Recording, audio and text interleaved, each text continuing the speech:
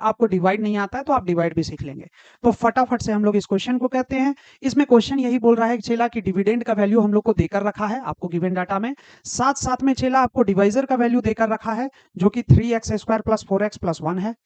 अब क्वेश्चन में बोल रहा है कि रिमाइंडर अगर ax प्लस बी है चेला तो फाइंड करके बताओ a और b का वैल्यू क्या होगा। तो ऑफ कोर्स है हम लोग यहाँ पर चेला डिवाइड करेंगे, तो इससे आप लोग डिवाइड भी चेक कर पाएंगे। चलिए फटाफट से हम लोग कॉन्सेप्ट को समझते हैं और डिवाइड भी सीखते हैं।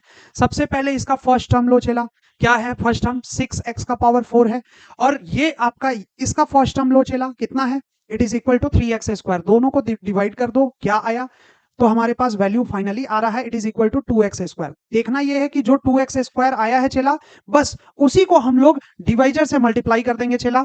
तो मल्टीप्लाई करेंगे, यहां पर देखो मल्टीप्लाई किए तो हमारे पास डाटा आया, सबसे मल्टीप्लाई कर देंगे।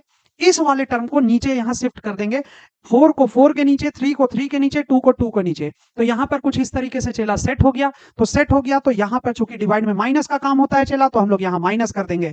तो माइनस कर देंगे तो 6x का पावर 4 कैंसिल हो जाएगा, और बाकी 8x का पावर 3 भी कैंसिल हो जाएगा, और 17 में से 2 माइनस किया तो 15x² हो गया, और बाकी सबको जैसा था चेला वैसा उतार देंगे। अब सेम काम को हम लोग अगेन रिपीट करने वाले हैं। इसमें फिर से देखो फर्स्ट टर्म कौन है 15x², उसको लिख दिए, और फिर यहां पर डिवाइजर का फर्स्ट टर्म कौन था 3x², तो उसको रख देंगे, और फिर डिवाइड करके देख लेंगे हमारे पास क्या आ रहा है।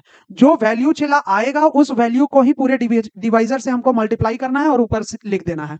तो क्या हो जाएगा, फटाफट से मल्टीप्लाई करेंगे तो ब्रैकेट हटेगा तो सब में बटेगा, मल्टीप्लाई कर देंगे, और हमारे पास finally it is equal to इतना वैल्यू आ गया, जिसको हम लोग फटाफट से यहां पर चला लिख देंगे, और फिर माइनस कर देंगे। माइनस कर देंगे, जो वैल्यू आएगा उसको यहां पर लिख देंगे।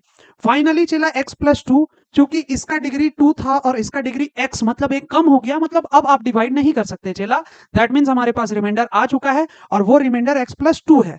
अब अगर आप कंपेयर करेंगे a और b से कंपेयर करेंगे चला, तो फाइनली हमारे पास क्या आ जाएगा कि a का वैल्यू 1 है और b का वैल्यू 2 है। इसमें कोई बुराई नहीं है समझने के लिए। फाइनली हमारे पास कंपेयर करने पे a का वैल्यू 1 और b का वैल्यू हम लोग के पास 2 आ जाएगा, और वही हम लोग का फाइनल आंसर होगा।